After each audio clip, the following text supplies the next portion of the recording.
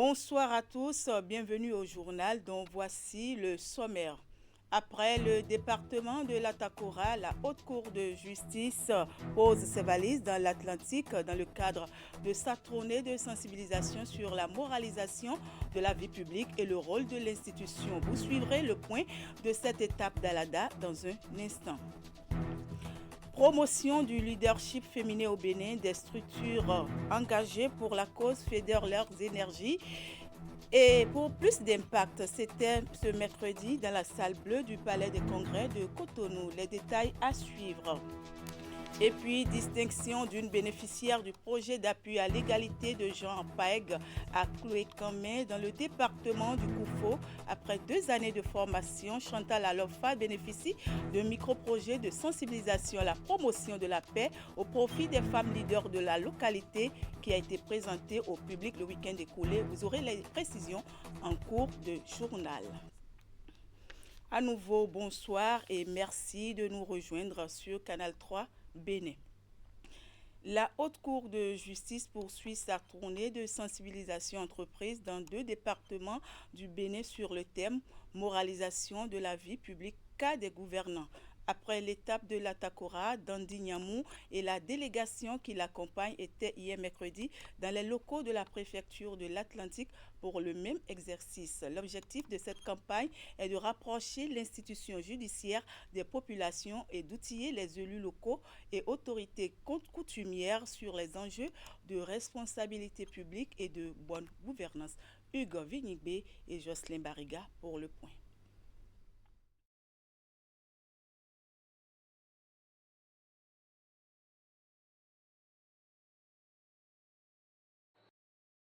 Pour la vie du chef de l'État, nous te bénissons pour la vie du corps christique au Bénin. Prière de l'apôtre Charles Passot à l'intention des dirigeants et de tout le peuple béninois. Une mission qu'il s'est donnée depuis l'installation de son ministère international de la puissance de la résurrection de Christ, communément appelé l'Église Auto il y a 10 ans. 10 ans d'existence que le ministère s'apprête à célébrer à travers un programme riche en couleurs. Le jeudi soir, nous commençons à 18h. Avec des soirées de louanges, d'adoration, d'action, de grâce, de prière, d'intercession et surtout de prédication et de guérison. Et le vendredi matin, nous aurons une séance matinale dont je serai l'orateur. On aura une prière matinale à 6h d'1 heure de temps. Et après la prière de 6h, à partir de 8h, on aura un enseignement, sur les mystères de la gloire et de l'endurance dans la présence du Seigneur. Le vendredi soir, nous avons notre orateur qui reprend le micro à partir de 18h. Le même programme se suit. Le samedi, nous avons la maison de prière que nous allons bénir et dédicacer pour le Seigneur. Et le samedi soir, nous aurons la réunion de prière des bienfaiteurs. Et le dimanche, ça sera la grande finale avec la coupure du gâteau et les chants d'action de grâce. Le ministère compte à ce jour une 50aine d'églises annexes installées sur le territoire national avec plus de 10 000 fidèles. Pour l'apôtre Charles Passot et son épouse, c'est le moment d'exposer ce que Dieu a fait pour le ministère et ses fidèles à travers eux. Elles sont nombreuses ces actions qui ont jonché ce parcours. Sur le domaine religieux d'abord, le domaine spirituel, je pense qu'en 10 ans, dans le Bénin, le ministère a fait un travail extraordinaire. Au volet social, en 10 ans, le ministère a battu un travail pas négligeable. Le ministère est en charge des orphelinats carrément. Il y a des orphelinats qui sont scolarisés par le ministère. Il y a des orphelinats qui sont équipés par le ministère. Il y a des institutions où on a offert des toilettes, on a offert des fourrages. Il y a des boussiers. On ne peut même plus compter le nombre de boussiers qui fréquentent grâce à l'église aujourd'hui. C'est cette visite guidée des locaux du ministère international de la puissance de la résurrection du Christ qui a mis un terme à cette rencontre. La conférence de presse qui annonce les couleurs de la célébration des 10 ans d'existence de l'église Auto au Bénin.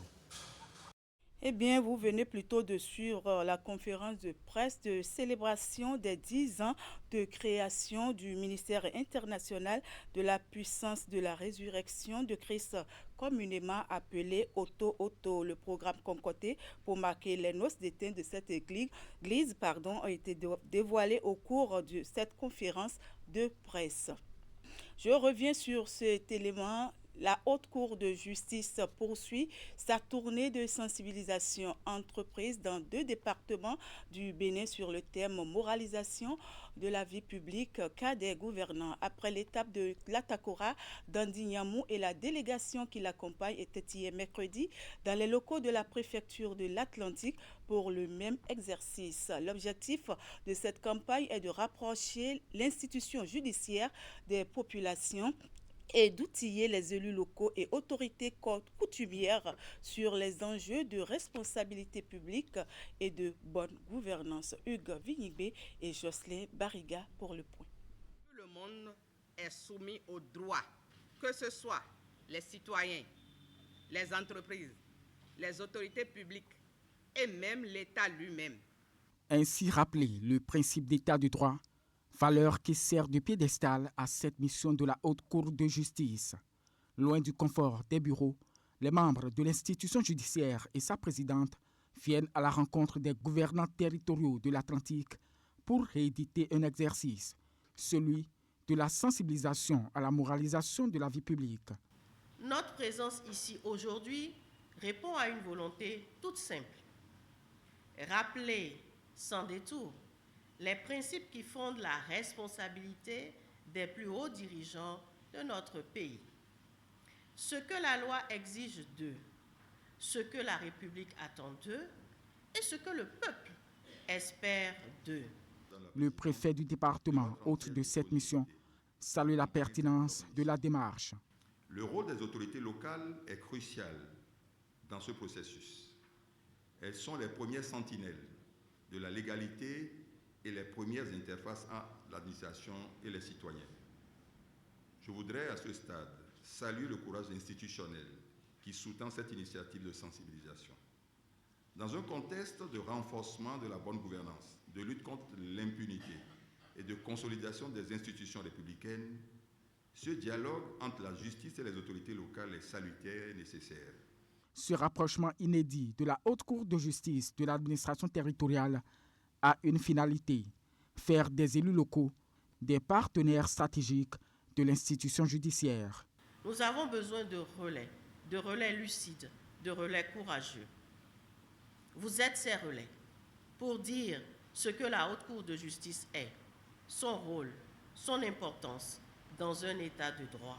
Cette rencontre, dernière étape de la tournée de Dandignamou et son équipe, est marquée par une présentation imagée de la Haute Cour de justice, suivie d'une phase interactive. On s'intéresse à présent à la promotion du leadership féminin avec ses représentantes d'écoles, de projets et programmes voués à la cause qui ont décidé de passer de la coexistence à la convergence. Ces dernières se sont retrouvées ce mercredi 2 juillet dans la salle bleue du Palais des Congrès de Cotonou pour réaffirmer leur engagement à œuvrer pour la cause féminine au Bénin. C'était en présence de plusieurs autorités et partenaires techniques et financiers. À l'occasion, une déclaration d'engagement a été également lue. Les détails dans ce reportage. Nous sommes des acteurs, mais nous serons aussi des catalyseurs. Une journée pour faire entendre toutes les voix. À l'initiative, le programme d'appui à l'égalité du genre, PAEG. Ce rendez-vous se veut un espace d'engagement commun de plus de 400 femmes autour d'une idée forte.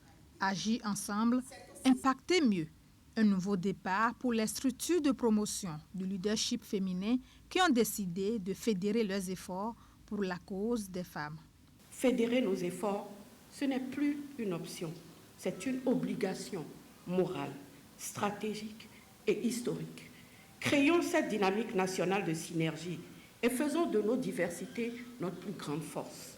Parce qu'unis, nous sommes plus forts pour influencer, convaincre, plaider, transformer. Carrefour d'échanges et de réflexion, ces assises ont été marquées par une série d'allocutions. L'une après l'autre, ces différentes interventions traduisent la volonté des acteurs à divers niveaux à œuvrer pour la promotion du leadership féminin au Bénin. Sont également associés à l'initiative plusieurs partenaires aussi bien techniques que financiers. Le leadership de chacune et de chacun peut être participatif, peut être influent, peut être décisionnelle dans cet ordre ou dans tout autre. Et chaque type de leadership est utile et nécessaire pour le développement et le bien-être. C'est pourquoi la coopération suisse salue cette activité de synergie entre actrices et acteurs pour la promotion du leadership féminin. Le Bénin restera donc à l'avant-garde du combat pour la réduction des inégalités dont les femmes sont victimes au Bénin et partout ailleurs et ne ménagera aucun effort pour faciliter au niveau des partenaires la dynamique en perspective, que dis-je, déjà en cours. L'autre moment fort qui a également marqué cette rencontre est la lecture de la déclaration commune des actrices et acteurs de promotion du leadership féminin en faveur d'une synergie d'action.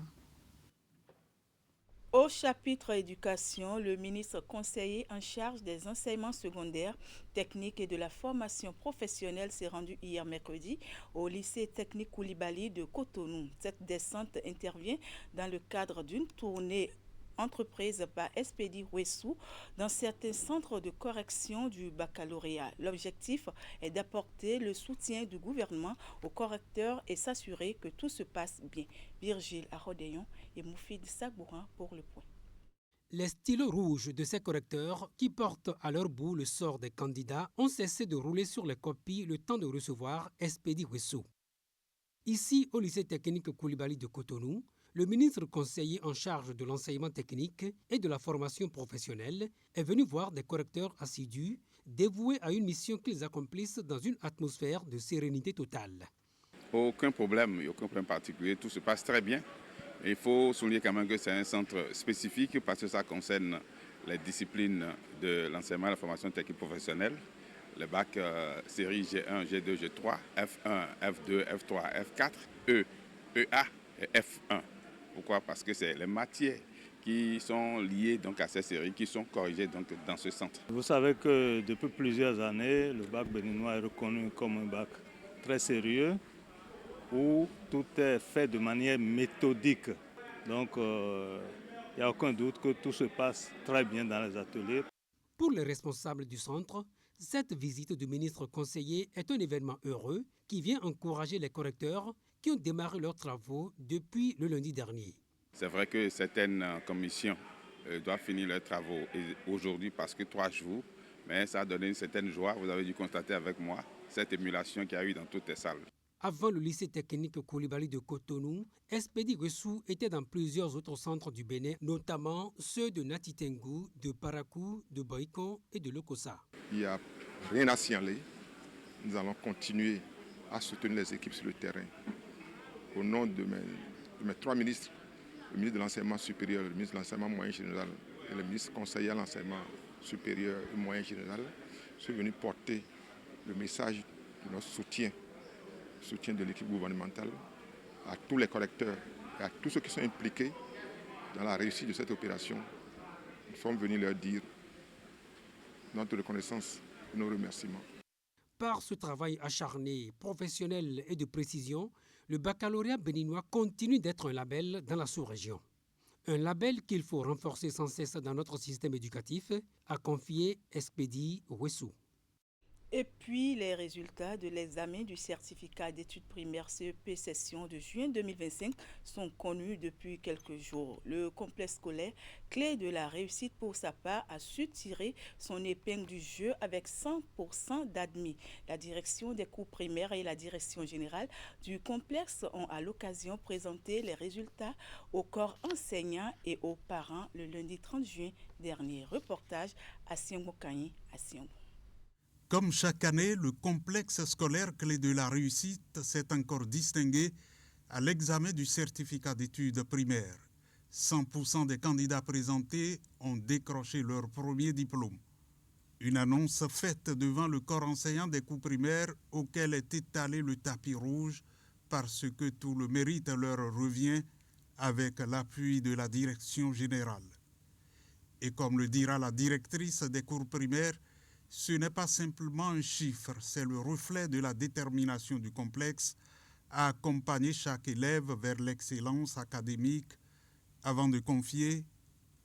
Ces résultats exceptionnels ne sont pas le fruit du hasard. Ils sont la conséquence directe de notre philosophie éducative centrée sur l'épanouissement de chaque élève, sur le suivi personnalisé et sur l'adoption de méthodes pédagogiques innovantes. À l'endroit des parents, elle laisse entendre. Nous vous assurons de continuer à tout mettre en œuvre pour maintenir ce niveau d'excellence et pour offrir à vos enfants les outils nécessaires pour façonner leur avenir. Pour la rentrée prochaine, une bonne nouvelle pour les parents sur le site de Gbegame.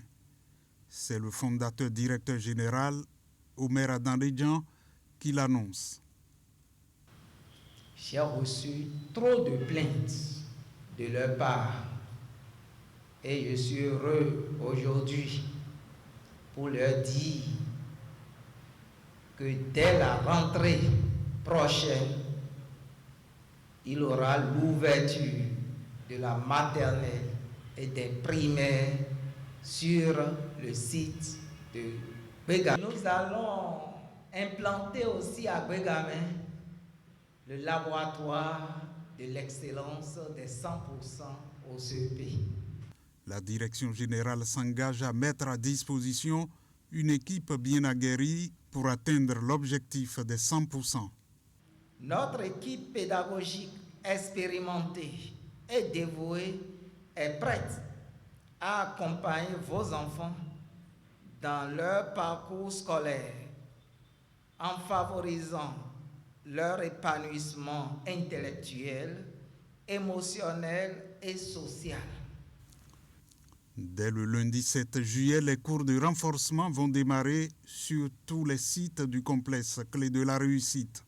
De Gbegame à Boumé-Calavi en passant par Ménoté, les parents d'élèves ont une gamme variée de sites pour inscrire leurs enfants. Ceci pour de bons résultats. Dans l'actualité également, rendons-nous dans le département du Koufo, précisément dans la commune de Klouékamé, pour parler de Chantal Alofa, l'une des bénéficiaires du projet d'appui à l'égalité de genre PAEG. Elle a été distinguée à l'issue d'une formation de 2 ans et s'en est sortie avec un micro-projet de sensibilisation à la promotion de la paix au profit des femmes leaders de la localité. Ce mini-projet a été présenté au public le week-end écoulé sous le regard du préfet du Koufo. On fait le point avec Narcisse Alossé et Florent Dou. Devant une foule de femmes en quête de savoir sur le leadership féminin, Dame Chantal Alofa, bénéficiaire du projet d'appui à l'égalité de genre dans la commune de Koulékamé, présente son micro-projet. Il s'agit de la sensibilisation à la promotion de la paix au profit des femmes leaders. Le moment que nous traversons maintenant est un peu critique. Avant les élections, pendant les élections et après les élections, il faudrait qu'il y ait de la paix partout, à commencer de chez nous, dans nos familles respectives, que les femmes sachent comment éduquer leurs enfants, leur comportement envers leur mari. Tout ça là, ça nous donne la facilité d'avoir la paix autour de nous. La paix comme vertu à cultiver partout et à tout moment, surtout en cette période préélectorale au Bénin. Vous savez, nous approchons des moments très difficiles, mais intéressants, des moments palpitants, mais qui vont nous permettre aussi de lire le gouvernant de demain.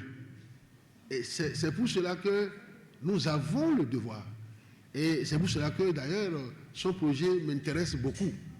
Parce qu'elle veut parler de la paix. Donc nous avons le devoir de travailler pour que la paix règne partout. Je dis bien partout. Et pour ce qui concerne les élections à venir, vous savez que les femmes doivent occuper une place de choix.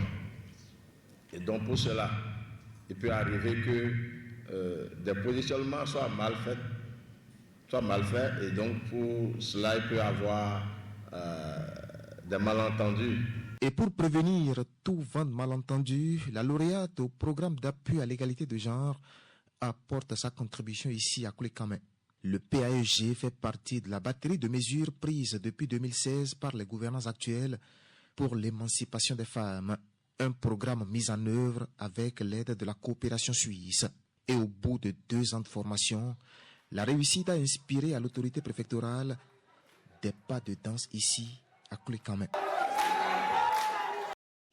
Apporter une solution pour une alimentation saine et de qualité au Bénin, c'est le but de l'organisation non gouvernementale Convergence Bénin. Cette solution a pris la forme d'un projet dénommé Amélioration de la commercialisation des produits agroécologiques au Bénin. Ce projet qui vise à garantir la sécurité sanitaire des produits agroécologiques a été officiellement lancé mardi dernier à Grand Popo dans le département du Mono. Narcisse Alossé et Florent Dohou pour les détails.